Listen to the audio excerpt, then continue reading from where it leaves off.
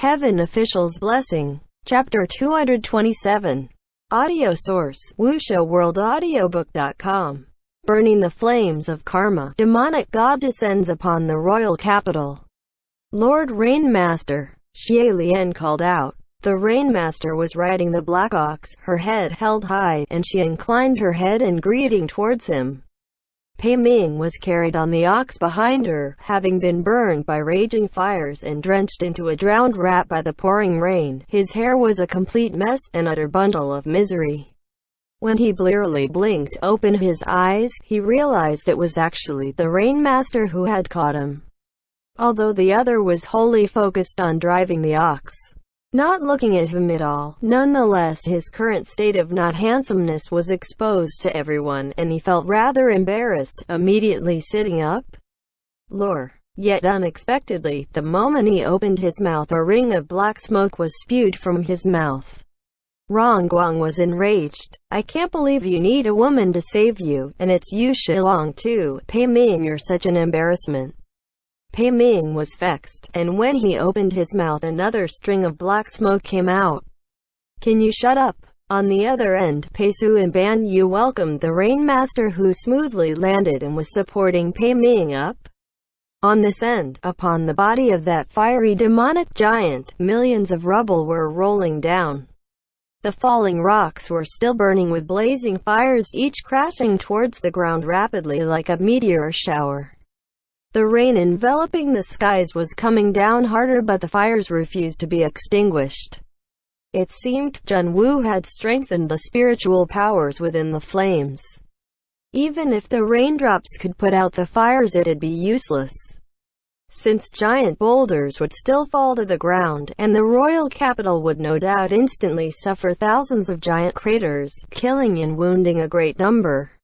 Nevertheless, this giant divine statue was pulling strenuously at the giant, so Xie Lian couldn't break away, and he didn't know how many martial gods were present either, whether if they could catch the rocks without fail. Terribly anxious, Xie Lian turned to Hua Cheng. "San Lang, what?" Hua Cheng was standing right behind him, and he placed his hand over Xie Lian's. "There's no need for Gerger to worry, just focus on hanging on here, and don't mind what goes on below." His voice was right next to Xie Lian's ear, his breath warm and gentle, and he flicked his chin slightly, gesturing for Xie Lian to look. Xie Lian gazed to the direction Hua Cheng was pointing, and saw that outside the human array came a red-clad figure who was approaching slowly with his hands behind his back. Xie Lian squinted and felt himself turning dumbfounded. "That's Hua Cheng. Another Hua Cheng. What's going on?" Xie Lian whipped around. Wasn't Hua Cheng standing right behind him? Hua Cheng chuckled lightly. "Don't be so alarmed, Gerger. This one here is the real San Lang, no lie, exchange if fake." Then, the one down there was the clone Hua Cheng left behind when he left? No wonder Zhen Wu hadn't suspected Hua Cheng had snuck into the heavenly capital earlier. And here Xie Lian actually puzzled over whether if Zhen Wu had eyes watching down there. Perhaps it wasn't that he wasn't monitoring, but that under his watch, Hua Cheng was still guarding the royal capital, so of course he wouldn't suspect anything. Shi Qingshan didn't have the time to look at the sky, and didn't see Xie Lian and Hua Cheng up there either. When he saw it, Hua Cheng, come by, he quickly called out. "Crimson Rain Sod Flower, you've finally come back. What the heck were you doing leaving for so long? Have you thought of a way to connect with His Highness?" No, you best think of a way to help me deal with the situation here first. Do you see all those fiery rocks coming down from the sky? Think fast. Blow a breath or make those endless little butterflies go up and chase them away or something, otherwise we'll die." Hua Cheng didn't speak a word, coldly allowing Shi Qingshan to say that giant pile of words in one breath, and finally, as if he was growing impatient listening, he cut him off directly. "Deal with it yourself," Shi Qingshan exclaimed. "Deal with it myself? Don't joke at a time like this. I'm not His Highness. I can't understand your jokes.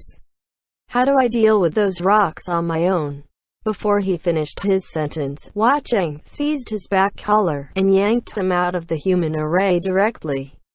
Shi Qingshan reacted amazingly fast, and the moment he left the array, he pulled the people on his left and right together so the human array wasn't broken.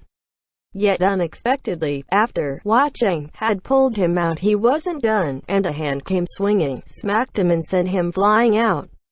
The beggars were all shocked. Olfeng. Some complained loudly at Hua Cheng. What are you doing hitting people? Although Shi Qingshan was sent flying, he only tumbled and rolled a few times, sprawled on the ground, and he immediately crawled up. It's fine, I didn't die. He didn't really hit me, he was just lending spiritual powers.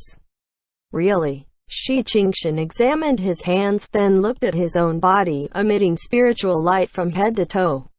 Hua Chengzu, there's no need to be like this even if you can't see His Highness. If you are lending spiritual powers, then do it nicely. I don't mind eating a few more of those weird tasting candies. There's no need to hit people, alright? Why don't you focus a bit more on the sky instead? There's still so many rocks up there. Just then, Hua Cheng flung his right hand and tossed something at him. Without thinking, Shi Qingshan raised his hand to catch, but when he saw what it was he caught, his entire face blanched. That object was the Wind Master fan. Seeing this, Xie Lian, who was on top of the giant divine statue, couldn't hold back either and asked, San Lang, wasn't the Wind Master fan with the one down there is? Pay it no mind, Hua Cheng said. I called him over last minute to give the hand. Shi Qingshan was clutching that dearly familiar fan, his neck stiff, and slowly turned to that Hua Cheng. Hua Cheng then repeated again coldly, deal with it yourself. That flaming meteor shower was about to crash to the ground, and the people within the human array could practically feel the heat waves surging at their faces, sweating both cold and hot sweat. Olfeng, what you said is true, right? Will everything really be alright? The heavenly officials also cried out. Your Highness, can you please quickly think of a way? Shi Qingshan gripped the fan, veins popping on the back of his hand, and strings of blood slowly crawled over his eyes. A moment later, he whipped around and swung his arm. A whirlwind gusted from flat ground and charged towards the sky. The flaming meteor shower instantly made a U-turn and flew towards the heavens. The beggars were originally scared half to death, and seemed to have already prepared to flee at a moment's notice, but they were all completely blown away by this wild wind, their eyes bulging, their mouths hanging, thoroughly shocked. It was a moment before they uttered, God? Someone called out, my God, Olfeng, could you actually be a real god? Having swung the fan, Shi Qingshan's hand was still shaking, panting heavily, and it was a good while before his senses returned, and he replied arduously, Duh. Didn't I tell you all a long time ago? How's that? Didn't I say I wasn't bullshitting? No bull. I believe you now. Wow, Olfeng is a god. Let's say we know a god. Now we've struck it rich, ha. Olfeng, let's talk. Take us flying when you've got the time sometimes, hey. Seeing all this, Hua Cheng humped softly, turning around to leave. On the other side, Shi Qingshan was still gripping the Wind Master fan, answering the others' jokes absent-mindedly, the colors on his face going red and white, and cold sweat dripped from his forehead. He looked up, seeming wanting to question, but the person was already long gone. Just then, from within the darkness a distance away from the human array came new strange noises. Squeak, squeak, squeak, squeak, squeak, squeak. Those with sharp eyes cried, What's that? Those black, furry rats. And what's that in the back? People. Why are there ashen white people? They don't look alive. What? Xie Lian gaped. It was the corpse-eating rats and empty-shelled mutants. Those monsters from Mount Tonglu had also been transported here. Those empty-shelled mutants wobbled, walking over with stiffened limbs, and the corpse-eating rats that survived on human flesh also swarmed over like the black tide. It appeared that Junwoo stopped caring for anything, stopping at nothing to destroy the human array, willing to bring total chaos to the mortal realm no matter what. On the other side, the Rainmaster instructed Ban Yu and the others, "Watch over General Pei. I will go protect the array." Pei Ming was lying there puffing black smoke for a while, but when he heard, he got up again. "I'm fine, I can go protect the array." Then he tried struggling to crawl up but ended up falling back down again. Even Pei Su couldn't watch anymore. "Let it go, General. Just take care of your wounds, and let Lord Rainmaster go take care of it." This was probably the first time Pei Ming was so humiliated in front of a woman, and it was also the first time he was saved by a woman. He couldn't tell if he was angry or if it was his pride throwing a fit, but his face was swelling. The Rainmaster ignored his opinion and smiled. "There's no need for the general to push himself." Then she left riding the black ox.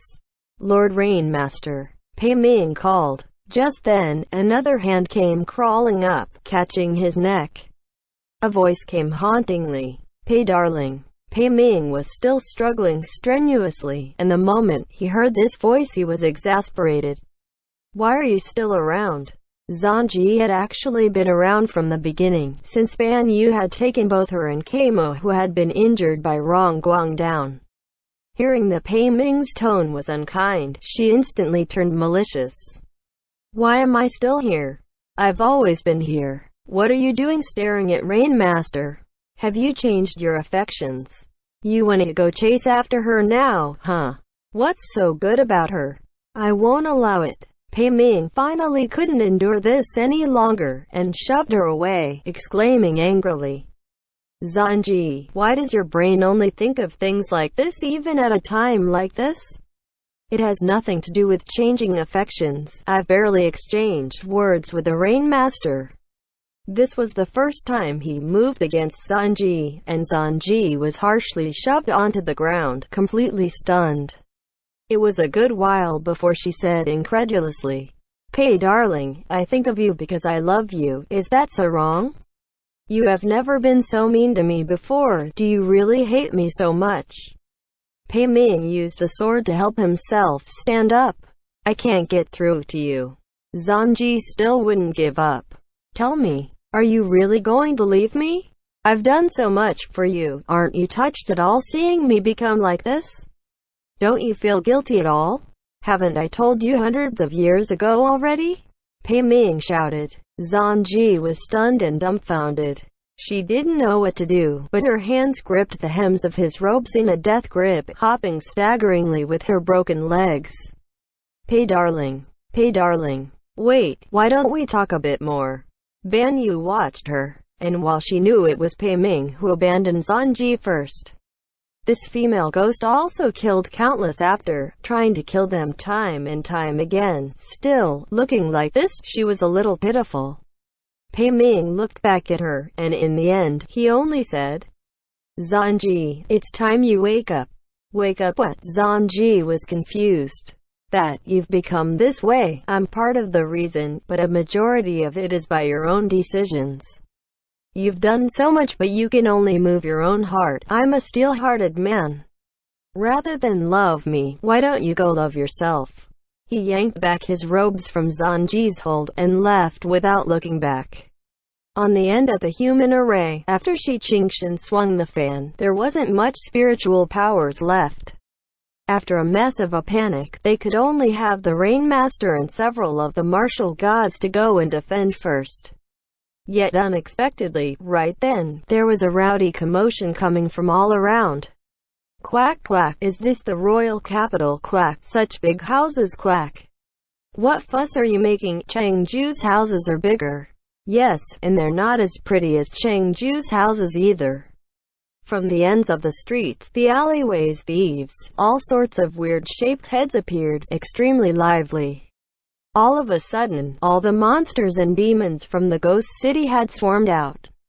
When Heaven's Eye and company within the human array saw it, they shouted impatiently, "What's with those ghosts?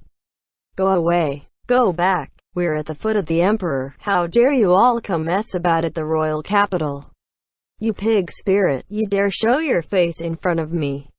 I'm not hallucinating, am I? That's a duck. A duck beating a rat. Instantly, a round of graveside apples were slung over. Shut up, you nasty cultivator. We're giving you some face here, so shameless. If it wasn't on Chengju's orders, who'd want to come? Why don't you kneel and thank us? The eyes of those corpse-eating rats that swarmed in like black tide were flashing red. Yet the situation was playing out much differently than what they expected. And when they came charging murderously, a band of monsters and demons much bigger than they came to greet them, smashing and stabbing randomly with pitchforks and rakes like they were starving, and even more vicious red light flashing from their eyes. So many rats. Come, I've been waiting for a long time for you. I've never had a paradies that's aged 2,000 years old. It must be super flavorful. Can we eat all this? Chengzu said if we can't eat them all, we can sell them. Those corpse-eating rats saw the situation going downhill, and retreated in terror. The empty-shelled mutants were tripped over by the rats who lost their heads. The dire situation was instantly dispelled, and Xie Lian sighed again in relief, turning his head back. Thank goodness for San Lang. Hua Cheng smiled. They wanted to come themselves, it has nothing to do with me. Rather than this Gurgur, be careful. His tone suddenly turned serious at the last two words. Xie Lian moved his sight back and saw that fiery demonic giant was making a new move, placing its hand by the waist, as if it was going to pull something out. Xie Lian's heart lurched. It was a sword. End chapter.